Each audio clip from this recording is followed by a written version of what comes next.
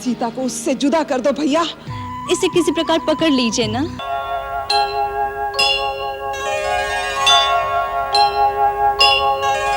ये दुहाई है, मुझ पर अत्याचार किया गया है महाराज। लंकेश्वर महाराजा रावण की दुहाई है। क्या हुआ शूर्पणखा?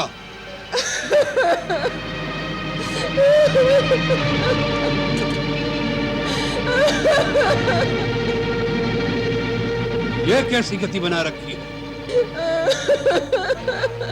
तुम्हारी नाक पर ये घाव कैसा? ये घाव नहीं है, तलवार से प्रहार किया गया है। क्या? तलवार से प्रहार? हाँ भैया, ये शूर्पणखा की नाक नहीं कटी है, ये लंकेश्वर महाराजा रावण की नाक काटी गई है।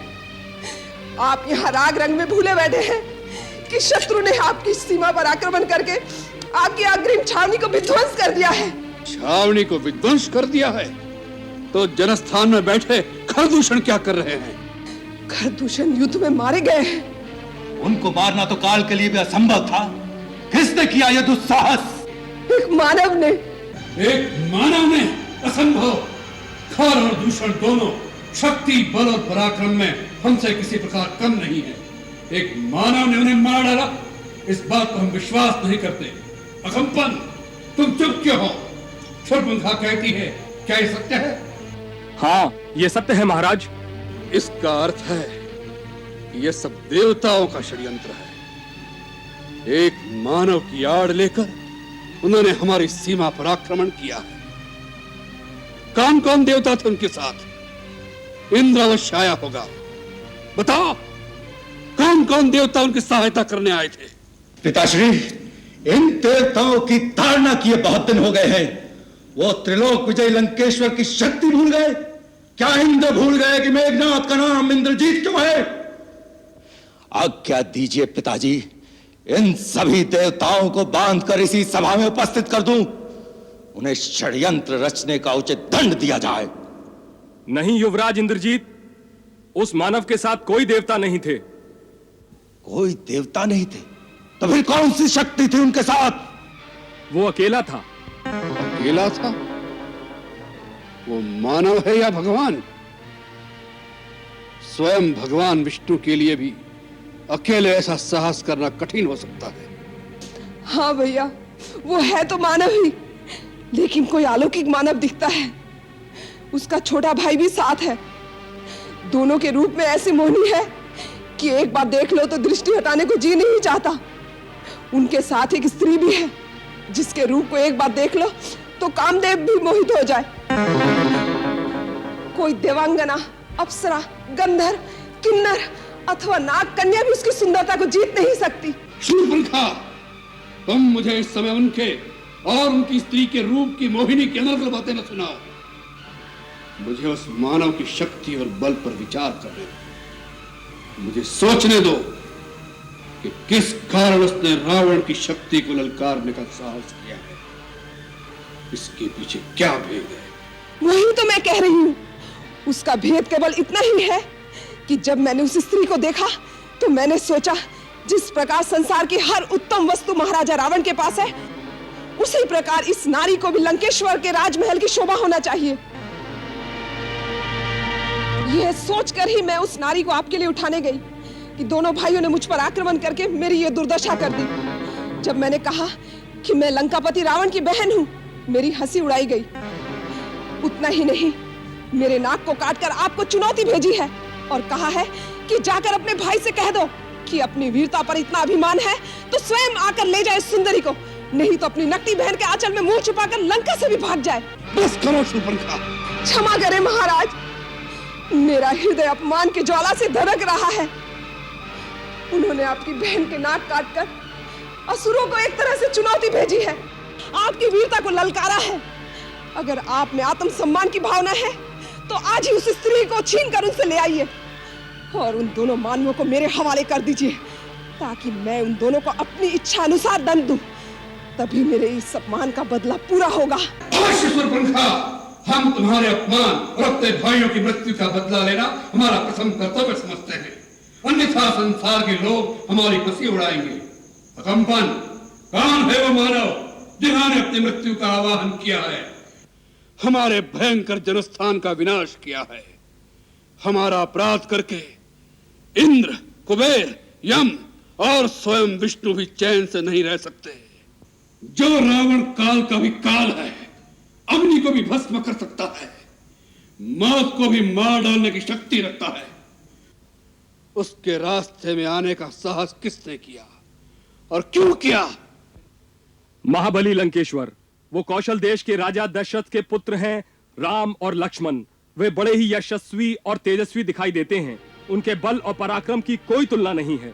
सारे संसार के धनुर्धारियों में वो सर्वश्रेष्ठ माने जाते हैं।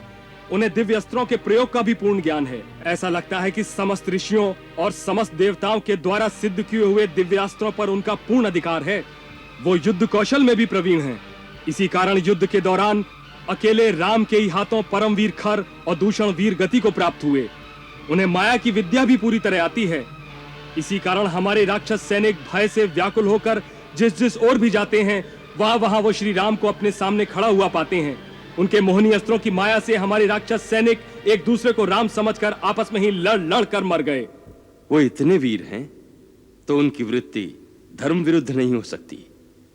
फिर उन्होंने बिना कारण हमारे जनस्थान पर आक्रमण करके उसका विनाश क्यों किया? महामना, उन्होंने आक्रमण नहीं किया। आक्रमण तो हमारी सेना ने उन पर किया था। हमारी सेना ने उन पर आक्रमण किया और हार गए, इसमें उनका कोई दोष नहीं। और इससे पहले उन्होंने हमारा कोई अपराध भी नहीं किया था।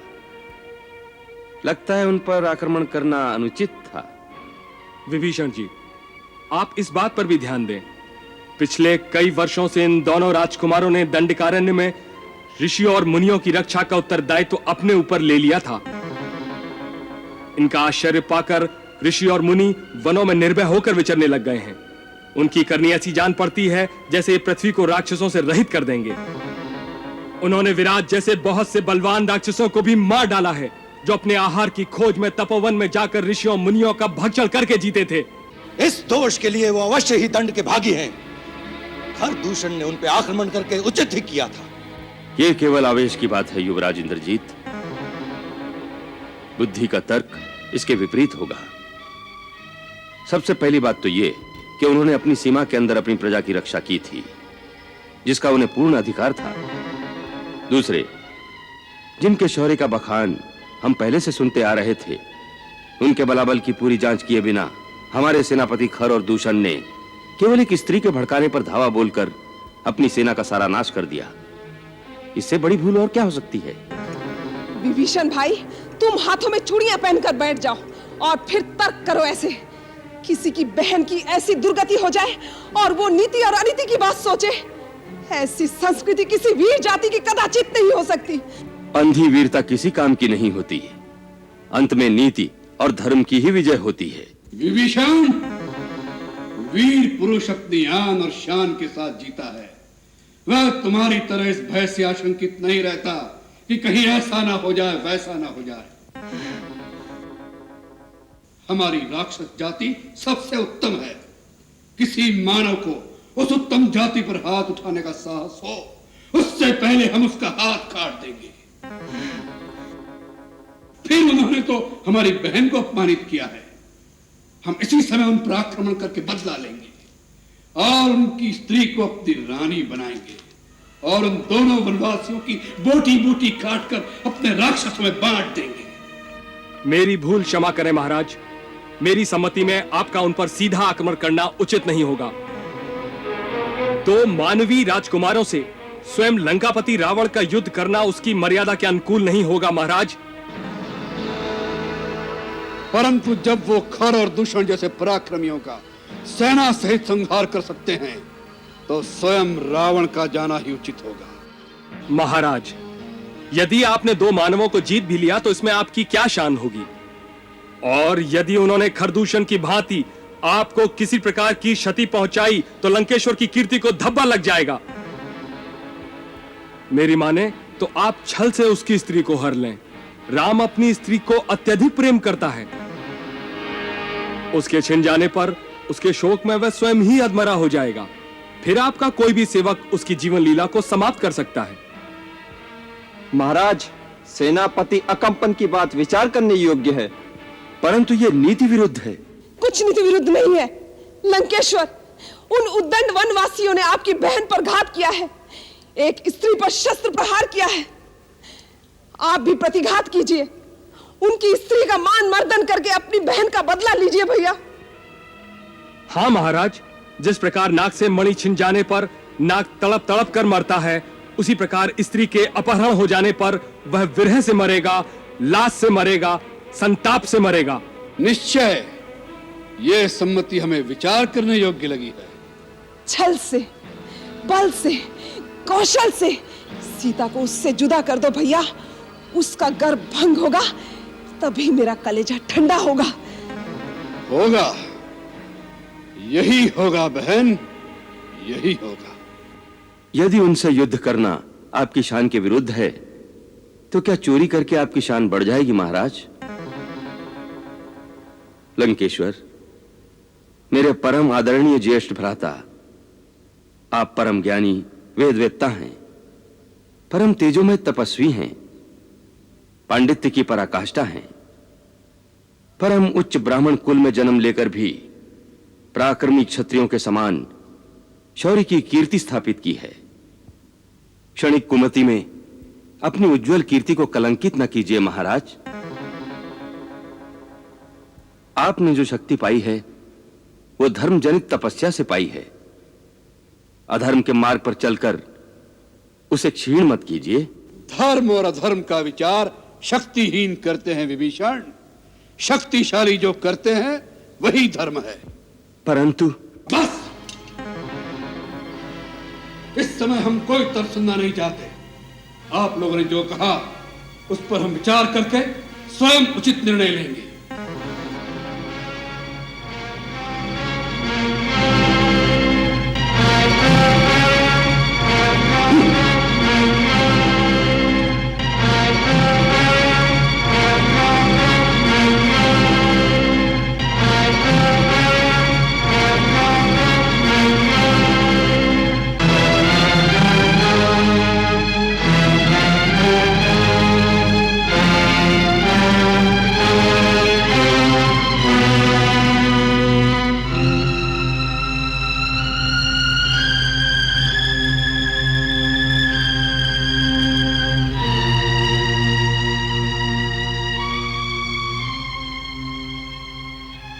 भैया, इसमें इतनी सोचने की आवश्यकता नहीं है।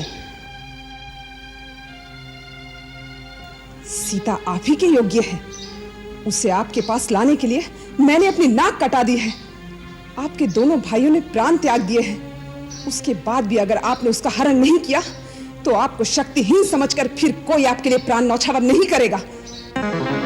नीति कहती है कि अग्नि, रोग, सर्प और शत्रु को कभी तुच्छ नहीं समझना चाहिए। और फिर ये कोई साधारण मानव नहीं लगते जिन्होंने खर और दूषण को पराजित किया। उनसे बैर मोल लेने से पहले अच्छी प्रकार सोच लेना चाहिए।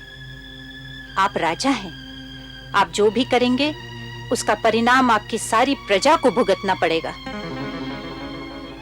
आपका कोई कार्य व्यक्तिगत नहीं हो सकता महाराज।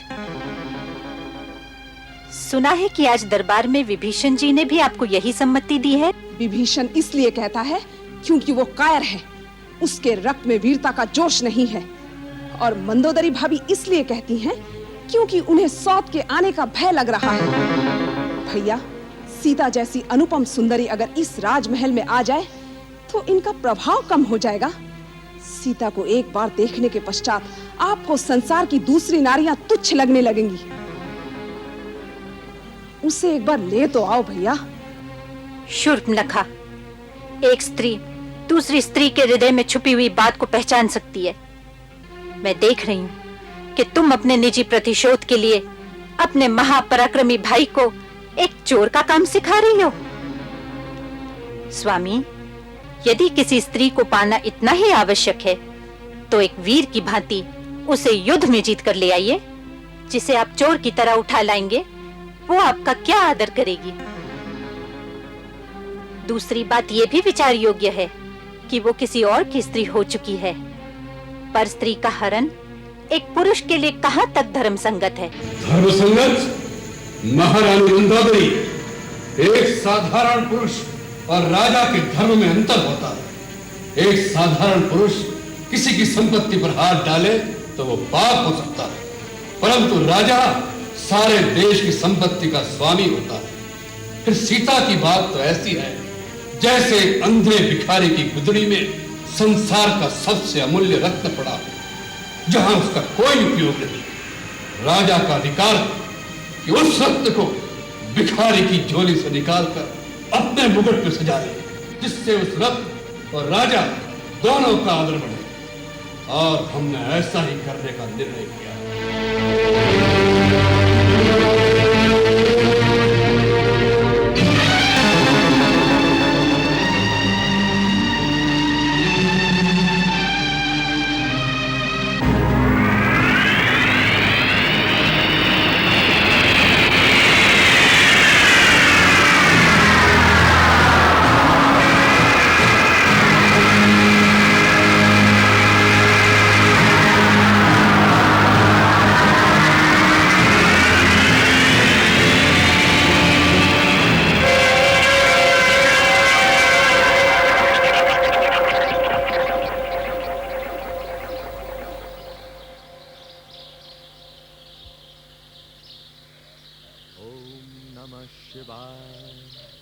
ओम नमः शिवाय, ओम नमः शिवाय, ओम नमः शिवाय।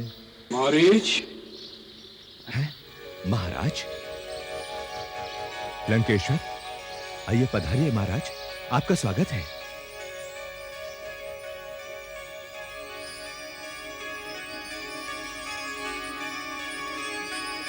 महाराज, आसन ग्रहण कीजिए।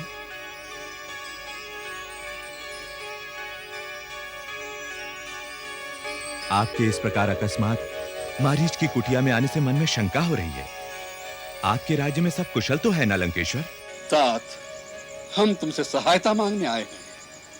विकट समस्याओं का समाधान करने में तुम जैसा बुद्धिशाली और कोई नहीं है।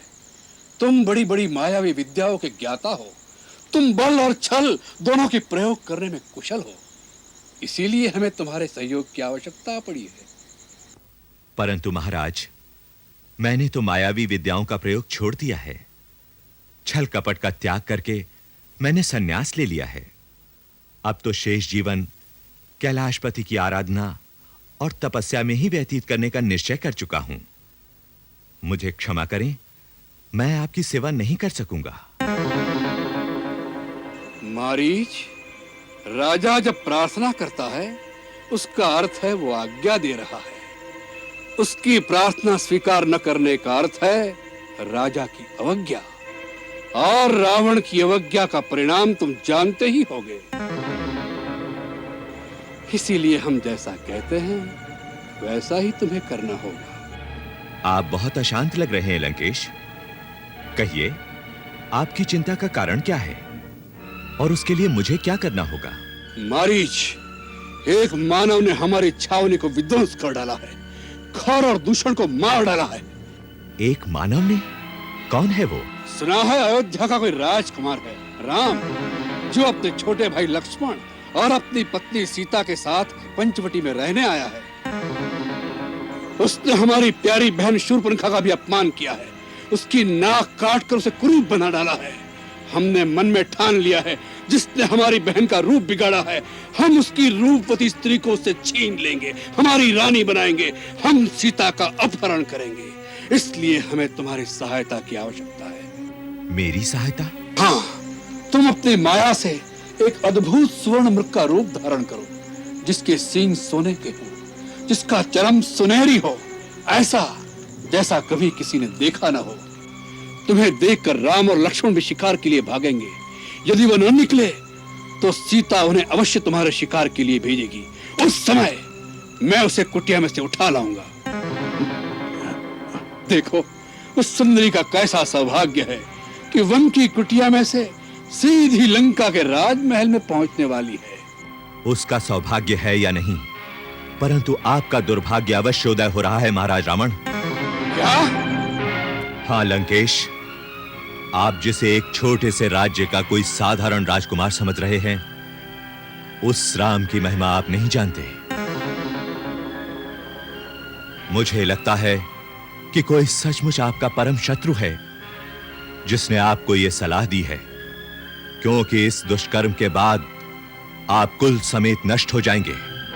लंका की ईंट से ईंट बच जाएगी। आप मेरी मानिए तो ये सब कुछ भूलकर लंका वापस चले जाइए। आपके रंग महल में एक से एक सुंदर रानी है, उन्हीं के साथ आनंद का जीवन बिताइए। सीता रूपी ज्वाला को हाथ मत लगाइए, नहीं तो सब कुछ भस्म हो जाएगा। कायर, डरपोक, शत्रु की महिमा का बखान करके रावण को डराने की चेष्टा कर रहे हो। रावण जिसके भय से भय भी भयभीत होता है, जो काल का भी काल है। मैं आपको डराने के लिए नहीं कह रहा महाराज, मैं सत्य कह रहा हूं। मैं राम का अलौकिक प्रताप देख चुका हूं। मुझे एक बिना फर का बाण मारा था तो मैं 100 योजन दूर समुद्र के इस पार आ गिरा था। वो साधारण मानव नहीं है। इतना तो सोचिए कि जिसने ताड़का और सुबाहु का वध किया, शिव के जिस धनुष को बड़े से बड़ा महाबली नहीं हिला सका था, उस धनुष को सहज ही में तोड़ डाला। खर और दूषण जैसे योद्धाओं को उनकी विशाल सेना के साथ समाप्त कर दिया। वो क्या साधारण मानव हो सकता है? महाबली, आप उनसे शत्रुता का विचार छोड़ ही दीजिए। इसी में आपका और आपके राज्य का भला है। मारीच, हम तुमसे उपदेश लेने नहीं आए। जिसने तुम्हारी माता का वध किया, उसके लिए तुम प्रीति दिखा रहे हो। प्रीतिवश नहीं राजन, मैं विनाश के भय से ये सब कह रहा हूं। है? तुम किसे डराने की चेष्टा कर रहे हो? यदि राम साधारण मानव नहीं है, तो क्या रावण साधारण पुरुष है? रावण जिसके डर से देवता भी कांपते हैं, जो कैलाश पर्वत को उठाने की शक्ति रखता है, स्वयं यमराज भी जिसका दास है। रावण अर्थात एको हम द्वितीयो नास्ति, न भूतो न भविष्यति। ये सब कुछ जो आप सुना रहे हैं वो सत्य है, परंतु ये मत भूलिए, ये सारी शक्तियां आपने पुण्य कर्मों से प्राप्त की हैं। और जब भी कोई अपनी शक्ति का प्रयोग पाप कर्मों में करने लगता है, तो वही शक्ति उसे धोखा दे जाती है।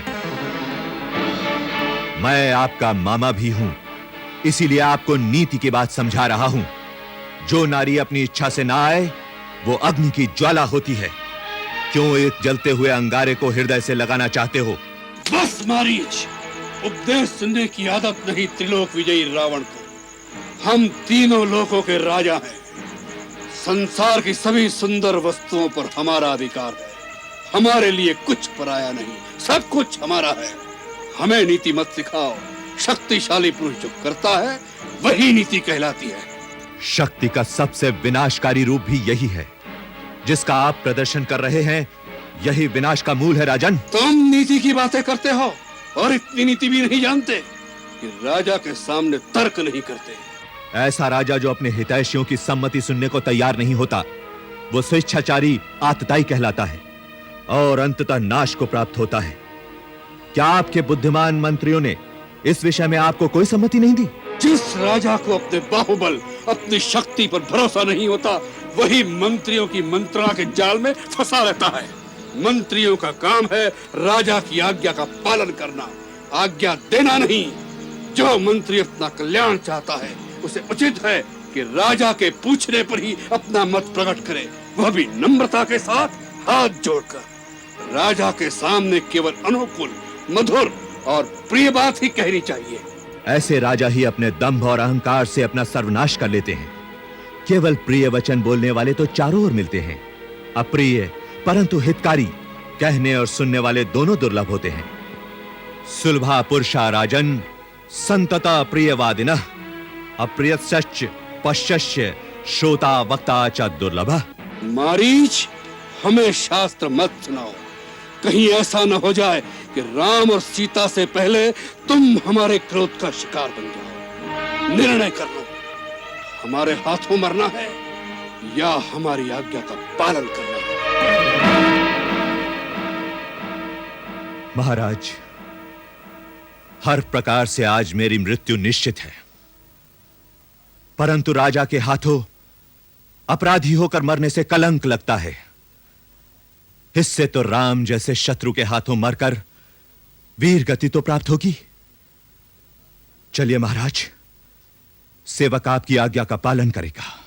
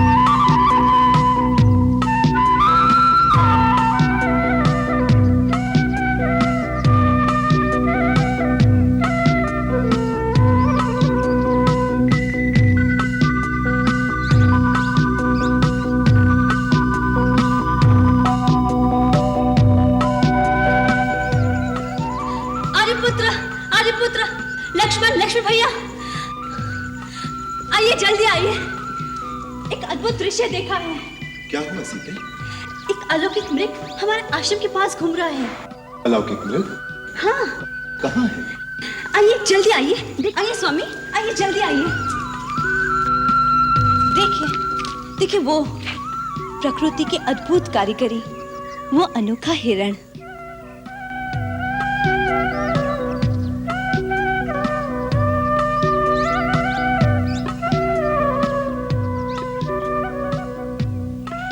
ऐसा विचित्र मृग कभी देखा है? इसके सींग देखिए, लगता है सोने के हैं। उसकी खाल भी सुनहरी है। सचमुच अद्भुत, विलक्षण। देखा लक्ष्मण? देख रहा हूं भैया। स्वामी, इसे किसी प्रकार पकड़ लीजिए ना। ओहो, कितना मनभावन मृग है। पकड़ ले। क्या करोगी कल्याणी? इसे अयोध्या ले जाएंगे। देखकर सब विस्मय से चकित रह जाएंगे। इसके पैरों में घुंघरू बांधूंगी।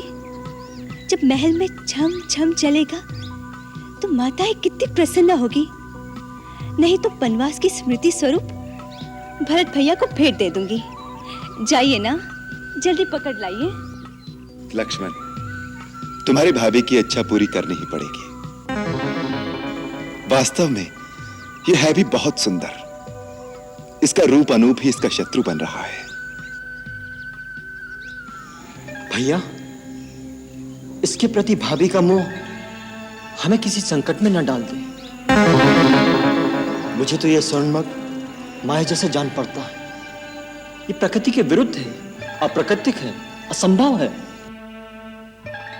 इस सृष्टि में असंभव कुछ नहीं है लक्ष्मण। जो कुछ भी तुम कल्पना कर सकते हो वो इस ब्रह्मांड में कहीं ना कहीं खड़ा जा चुका है। ज्ञानी और विज्ञानी भी सृष्टि का सारा रहस्य नहीं जानते। इससे ये सृष्टि मिथ्या नहीं हो जाती। परंतु भैया, जो प्रकृति के विरुद्ध है। प्रकृति के विरुद्ध कुछ नहीं होता लक्ष्मण। भरद्वाज मुनि के घर में पुत्र रूप में स्वर्ण शरीर वाले 7 हंस पैदा नहीं हुए थे। इसी प्रकार सहस्त्र कोटि रूपों में जीव मिलते हैं लक्ष्मण।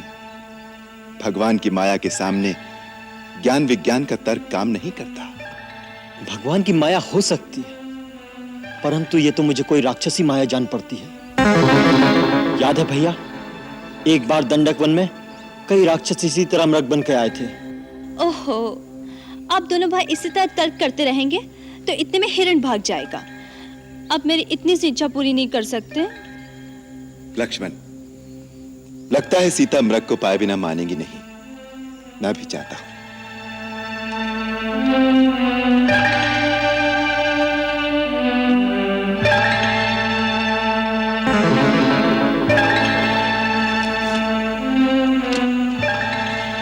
यदि मृग जीवित हाथ ना आया तो क्या हुआ? उसकी मृगचम कितनी सुंदर है, आपकी पूजा में आसन के काम आएगी।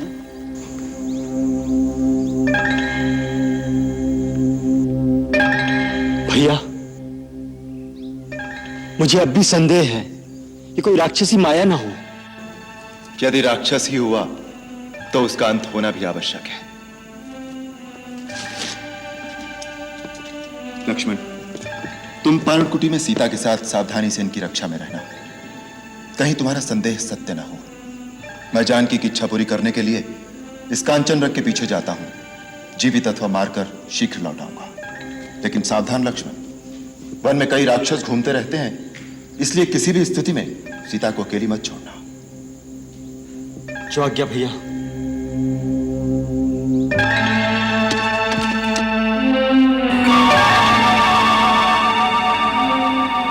जय श्री राम। कटी नाक लिए शूर्पणखा रावण की सभा में करुण विलाप करती है। उसका हाल देखकर रावण क्रोध से भर उठता है। खरदूषण के वध की कथा सुनकर वह इसे देवताओं का षड्यंत्र मान लेता है। शूर्पणखा छल से माता सीता की अनुपम सुंदरता का वर्णन कर रावण के अहंकार को भड़काती है। अकंपन छल से सीता हरण की नीति सुझाता है।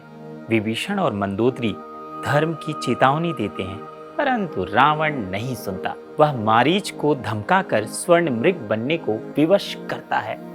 मृत्यु सुनिश्चित जानकर मारीच श्री राम के हाथों मरना चुनता है। मृग कुटिया के पास आता है। माता सीता मोहित होती हैं और श्री राम उसके पीछे चल पड़ते हैं। अनजाने में महाविनाश की भूमिका सज जाती है। जय श्री राम।